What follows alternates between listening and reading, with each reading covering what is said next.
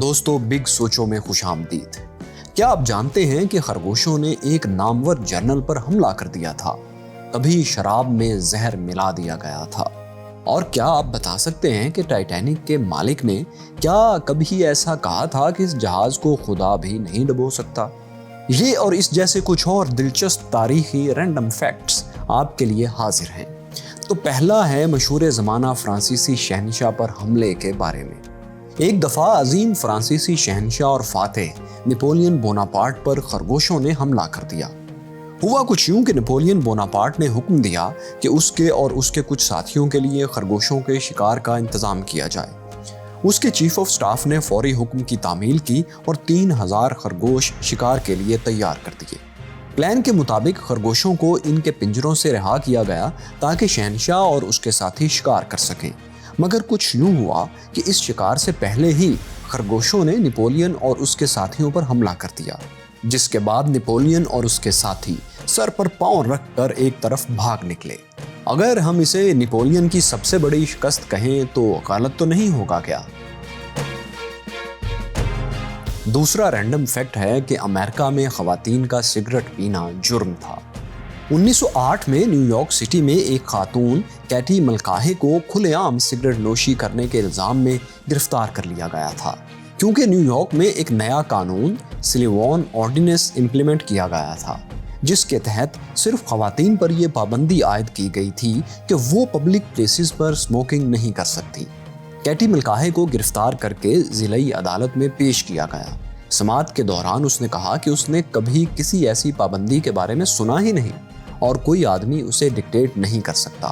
عدالت کی جانب سے اس پر $5 جرمانہ عائد کیا گیا اور کچھ عرصہ وہ جیل میں قید بھی رہیں۔ اس کے 2 ہفتے بعد سلیوان آرڈیننس کو نیو یارک شہر کے میئر نے ویٹو کر دیا۔ تیسرا رینڈم فیکٹ امریکہ میں شراب میں زہر ملانے کے بارے میں ہے۔ 1920 سے 1933 تک امریکن حکومت کی جانب سے الکحل مشروبات کی پیداوار، برآمد، نقل و حمل اور فروخت پر ملک بھر میں آئینی پابندی عائد کر دی گئی تھی، لیکن جب پابندی کے باوجود لوگ الکحل کا، شراب کا استعمال کرتے رہے تو حکومت وقت نے فیصلہ کیا کہ امریکہ میں تیار کردہ تمام الکحل مشروبات میں پوائزنس ایلیمنٹس، کچھ زہر شامل کر دیا جائے۔ ایک اندازے کے مطابق کہا جاتا ہے کہ 1933 میں اس آئینی پابندی کے خاتمے تک پوائزننگ الکحل پینے سے لگ بھگ 10,000 افراد ہلاک ہو گئے۔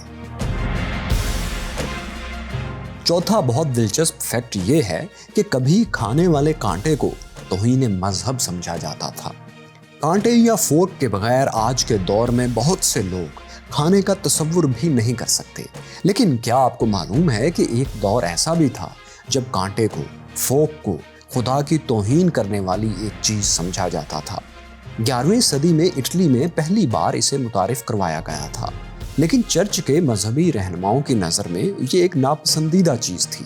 اس کی وجہ یہ تھی کہ ان کا ماننا تھا کہ خدا نے انسانوں کو ہاتھ اسی لیے دیے ہیں کہ وہ اس سے کھانے کو ٹچ کریں اور اسی سے کھانا کھائیں، کیونکہ فورک کانٹے کی مشابہت آرٹیفیشل ہینڈز سے ملتی جلتی ہے، نقلی ہاتھ لگتا ہے یہ، اس لیے اسے سمبل آف بلاسفیمی یعنی مذہب کی توہین کی علامت سمجھا گیا اور چرچ نے اس پر پابندی لگائی۔ پانچواں فیکٹ آپ سے ایک سوال بھی ہے، وہ یہ کہ کیا ٹائٹینک بحری جہاز کے مالک نے کبھی کہا تھا کہ اس کا جہاز خدا بھی نہیں ڈبو سکتا؟ جیمز کیمرون کی مشہور زمانہ فلم ٹائٹینک تو آپ نے ضرور دیکھی ہوگی۔ ٹائٹینک کے متعلق یہ مشہور تھا کہ یہ انسنکیبل شپ ہے، یہ جہاز کبھی نہیں ڈوب سکتا، اسے خدا بھی نہیں ڈبو سکتا، ایسا کہا جاتا ہے۔ لیکن یہ مشہور بات غلط ہے۔ ٹائٹینک کے مالک نے کبھی یہ نہیں کہا کہ اس کا جہاز کبھی نہیں ڈوب سکتا یا انسنکیبل ہے۔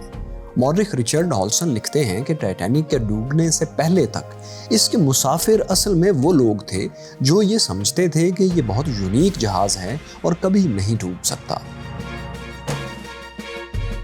چھٹا دلچسپ فیکٹ یہ کہ فرعونوں کی آخری ملکہ کلوپیترا مصری نہیں تھی۔ مصر کی آخری ملکہ کلوپیترا دراصل کہیں اور سے تھی۔ کلوپیترا کا خاندان صدیوں پہلے یونان سے حکمرانی کرنے مصر آیا تھا، لیکن اب وہ 300 سال سے مصر کا ہی ہو کر رہ گیا تھا۔ اس لیے یہ کہا جا سکتا ہے کہ کلوپیترا کا خاندان تاریخی طور پر مصری نہیں تھا۔ کلیوپیٹرا اپنے خاندان کی پہلی ملکہ تھی جس نے مصری زبان سیکھی۔ کلیوپیٹرا کی زندگی کی بہت ہی دلچسپ ویڈیو دیکھنے کے لیے دیکھو سنو جانو کہ وہ کون تھا سیریز میں یہ کہانی ضرور دیکھیے۔ 7واں تاریخ کا ایک دلچسپ واقعہ یہ ہے کہ کبھی بلیوں کے خلاف اعلان جنگ بھی ہوا تھا، war against cats. Pope Gregory نے 13ویں صدی میں بلیوں کے خلاف اعلان جنگ کر دیا۔ ہوا کچھ یوں کہ پوپ کا ماننا تھا کہ بلیک کیٹس شیطان کا ہتھیار ہوتی ہیں۔ اپنے اسی عقیدے یا توہم پرستی کی وجہ سے پوپ نے یورپ بھر سے بلیوں کو ختم کرنے کا حکم دیا۔ تاہم اس حکم سے فائدہ کم اور نقصان زیادہ ہو گیا۔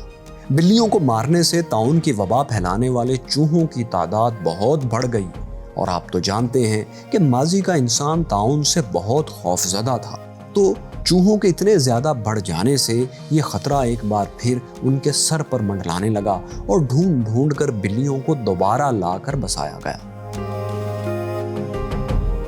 8واں رینڈم فیکٹ ہے ایک نظم کے بارے میں۔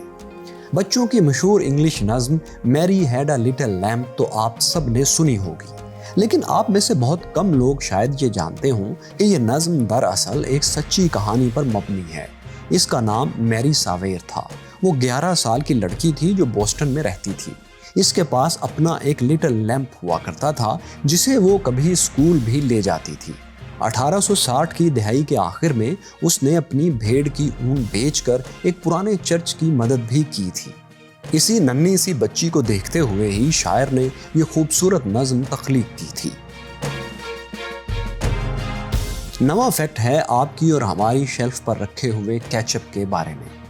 کیچپ جسے آج آپ اور ہم بہت شوق سے پیزا، برگر اور چپس کے ساتھ کھاتے ہیں، ایک زمانے میں میڈیسن کے طور پر استعمال ہوتی تھی۔ جی ہاں، ٹھیک سنا آپ نے۔ 1830 میں مقبول دوائیوں کی فہرست میں کیچپ شامل تھی، بلکہ سر فہرست تھی۔ 1834 میں امریکہ میں ایک معالج جان کوک اسے بدہضمی کے علاج کے طور پر فروخت کرتے تھے۔ 19ویں صدی کے آخر تک ٹمیٹو کیچپ اتنی مقبول نہیں ہوئی تھی، لیکن اس کے بعد جب کمرشل استعمال شروع ہوا اور اس کے ذائقے میں تھوڑی تبدیلی لائی گئی تو یہ دنیا بھر میں پھیل گئی۔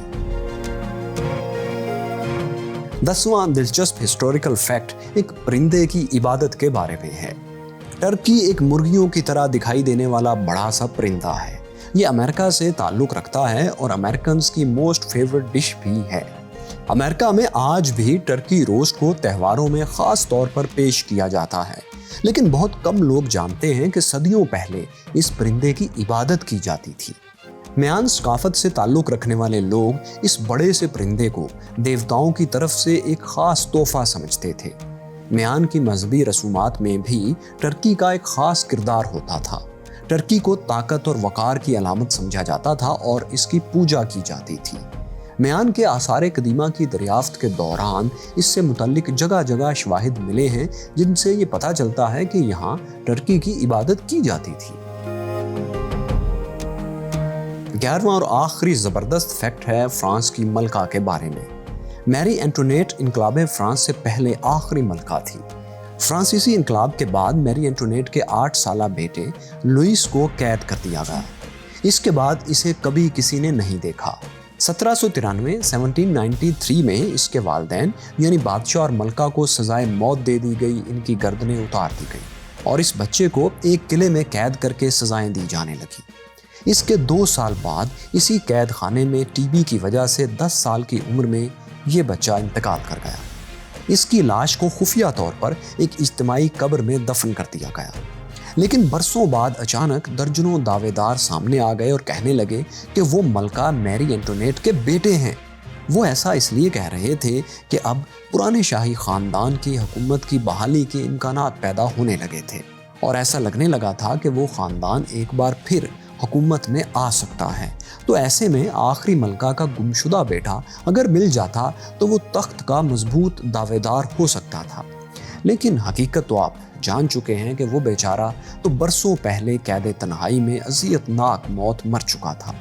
مشہور زبانہ انقلاب فرانس کی جوش، جذبے اور ٹریجڈیز سے بھرپور کہانی دیکھنے کے لیے آپ دیکھو سنو جانو کی یہ سیریز ضرور دیکھیے۔ दोस्तों, बिग सोचो में हम ये रैंडम फैक्ट्स बोरियत से बचने के लिए किसी तरतीब के बगैर आपके सामने लाते हैं और लाते रहेंगे।